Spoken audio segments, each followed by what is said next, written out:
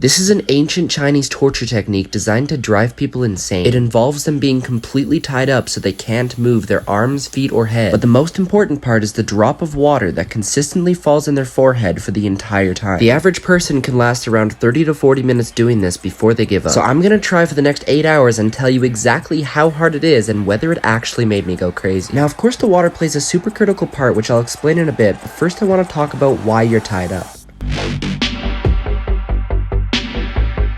There's two main reasons, which is both physical and mental. The physical part is because as you stay still, your muscles start to stiffen. You may have noticed this if you decide to turn over in your sleep or sit down in a chair for too long. But if you decide to keep staying still and ignore your body's need to move, it can become a very painful thing, as you're about to see. But the other reason they do this for the torture is for the psychological reason that you know you can't escape. And for that reason, no matter what, I was gonna go for 8 hours, but I quickly encountered a problem. By the half-hour mark, this is where most people would have given up, and I understood why. The genius of this setup is that as all my muscles were cramping up and I was unable to move, I was trying to take my mind away and focus on something else. However, just before I was able to do that, another drop would fall on my forehead, bringing me back to the present moment. I'm normally pretty good at getting lost in my own thoughts, but no matter what I did, I couldn't do that or fall asleep if I tried. You'll notice what I'm doing here is trying to get as much movement as possible to keep my muscles from cramping up. It helped, but not a lot. I was in a lot of pain and it was only going to get worse. The water was starting to cause some other problems too, and I was unable to focus on anything except the pain that I was in. I wasn't allowed to talk to anyone or have any sort of distractions other than occasionally when my friend would come in to check on me. What I needed was a new plan. Alright, it's been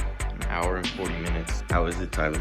You know when you're in like a car for a really long time and you can't move, it's kind of painful? Feels like that. I came up with a plan and it seemed to work. And I'm gonna tell you how to use this secret method to get through anything. Literally any sort of physical pain. So you'll want to pay attention here, but the first thing is to understand that voice in your head. Because right now, mine was telling me I was in a lot of pain and I needed to stop. So twitching a lot. That voice wanted to use that as an excuse.